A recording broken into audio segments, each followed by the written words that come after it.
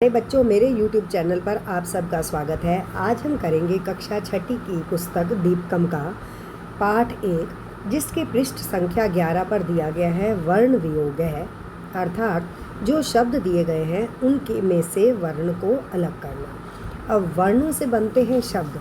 जब हम उन वर्ण को अलग करते हैं तो वर्ण विच्छेद कहलाता है। जब हम उन वर्णों को इकट्ठा करते हैं, जोड़ते हैं, तो उसे हम वर्ण संयोजन कहते हैं। पहला इसमें दिया गया पृष्ठ संख्या 11, वर्ण वियोग है अजय। अ जमा ज हलंत जमा अ जमा विसर्ग। राम है र हलंत जमा आ, म हलंत जमा अ जमा विसर्ग। हरि ह हलंत जमा अ जमा र हलंत जमा ई जमा विसर्ग। इसी तरह से दिया गया है सीता स हलंत जमा ई त हलंत जमा आ। गुरु ग हलंत जमा उ र हलंत जमा उ जमा विसर्ग। व हलंत जमा अ ध हलंत जमा उ जमा विसर्ग। री जमा श जमा ई जमा विसर्ग। ऋषि। अब जिस प्रकार से आपने देखा कि मैंने इन 6-7 शब्दों का वर्ण विच्छेद किया, जहाँ पर छोटी मात्रा थी ई उ आ, तो हमने उन मात्राओं को उसी प्रकार से लगाया। अब जब हम इसका अब अगला भाग करेंगे, कोशिश करें, आप भी खुद अभ्यास करें कि आप इसको कितना ठीक कर पाते हैं। मातृऋणम, ये यहाँ पर हल कर दिया गया है। अगला है कृप्तम, क जमा री जमा प हलंत जमा त हलंत जमा अ जमा म हलंत। ऋकार है री हलंत जमा क हलंत जमा आ जमा र हलंत जमा अ जमा विसर्ग। देवः द हलंत जमा ए जमा व हलंत जमा आ जमा विसर्ग। एक है ए जमा क जमा आई जमा क जमा अ जमा विसर्ग। ओम ओ जमा म हलंत। औषधम औ जमा श जमा श हलंत दिया गया है, अ जमा ध हलंत जमा अ जमा म हलंत। जहाँ पर भी हम हलंत लगा रहे हैं किसी भी वर्ण के नीचे, याद रखिए वर्ण के नीचे लगा हुआ हलंत उस वर्ण को आधा करता है। ये आपको हमेशा ध्यान रखना है। अगर आप इसको ध्यान में रखोगे तो कभी भी वर्ण विच्छेद के अंतर्गत गलती नहीं होगी। अगला है वाक्यम। व जमा व हलंत जमा अ जमा क हलंत जमा य हलंत जमा अ जमा म हलंत। मूर्धन्य है म हलंत जमा उ जमा र हलंत जमा ध हलंत जमा अ जमा न हलंत जमा य हलंत जमा अ जमा विसर्ग। अब यहाँ मैं एक विशेष बात आपको बताना चाहती हूँ। हमारे पास शब्द था मूर्धन्य।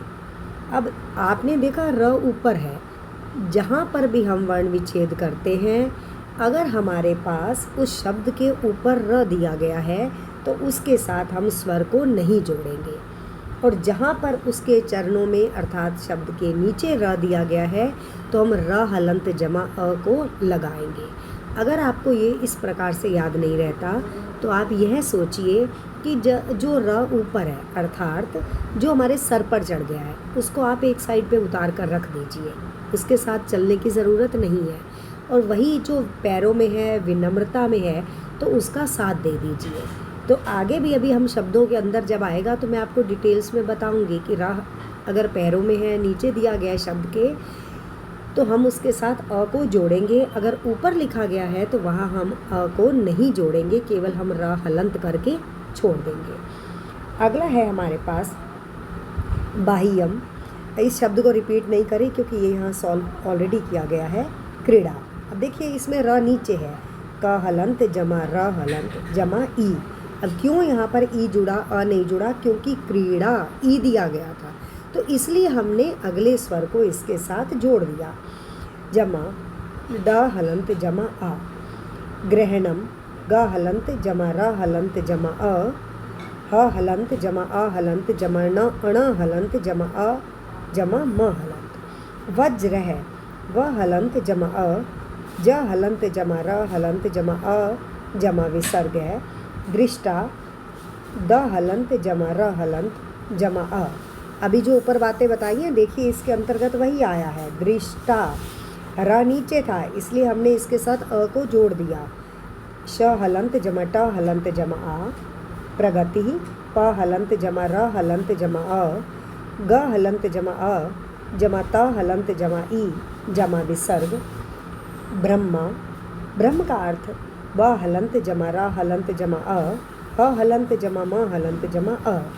ब्रह्मचारी ब हलंत जमा र हलंत जमा अ ह हलंत जमा म हलंत जमा अ च हलंत जमा आ जमा र हलंत जमा ई। ये भी इसी प्रकार से आया है कि रा के बाद देखो ये ध्यान रखना, रा के बाद बड़े ई की मात्रा आ रही है तो हमने यहाँ बड़ा ई ही लगाया है। कहीं पर अगर छोटी आ रही है ई तो हम ई की छोटी मात्रा ही लगाएंगे। जहानवी जा हलंत जमा आ जमा ह हलंत जमा न हलंत जमा अ जमा व हलंत जमा ई। ध्वनि द हलंत जमा व हलंत जमा अ जमा न हलंत जमा ई जमा विसर्ग। सरस्वती स हलंत जमा अ हलंत जमा र हलंत जमा अ स हलंत जमा व हलंत जमा अ जमा त हलंत जमा ई सरस्वती। अब इसी प्रकार से आपने देखा है अगला पृष्ठ भी है जिसको कि मैंने पूरा इसमें हल कर दिया है। अगर आप इसको हल करते हुए को पृष्ठ को देखेंगे, स्वयं भी अभ्यास करेंगे तो आपको लगेगा कि हमसे गलती नहीं हो सकती। और कहीं आपको लगता है कि हमारे को नहीं आता तो आप मुझे कमेंट बॉक्स में लिखिए। इसमें ना एक शब्द देख लीजिए, आप देखिए इसमें दूसरा शब्द जो है पृष्ठ संख्या 12 पर कर्म। आपने देखा यहाँ पर र ऊपर है तो हमने केवल उसको र हलंत लगाकर छोड़ दिया है। लेकिन कहीं पर भी अगर र नीचे लगा है जैसे प्रारंभ, आपने देखा प हलंत जमा र हलंत जमा आ जमा र हलंत जमा अ, इसमें दिया गया है। आशा है आप सबको ये वर्ण विच्छेद समझ में आ गया होगा। अब हम चलते हैं इसके बाद अगले पेज पर। इसमें देखो बेटा दिया गया है वर्ण संयोग है। अभी तक हमने शब्दों के वर्णों को विच्छेद सीखा था, अब हमने वर्ण संयोग सीखना है। यहाँ पर वर्णों को अलग अलग किया गया है, अगर हम उनको इकट्ठा करेंगे तो बनता है वर्ण संयोग। कोशिश करो कि जहाँ पर वर्ण के साथ स्वर जुड़ा है पहले आप उनको इकट्ठा कर लो, पेंसिल से अंडरलाइन कर लो। जैसे यहाँ दिया गया था द जमा आ बना दा, श जमा अ श, र हलंत जमा अ र, थी थ हलंत जमा ई, फिर है विसर्ग।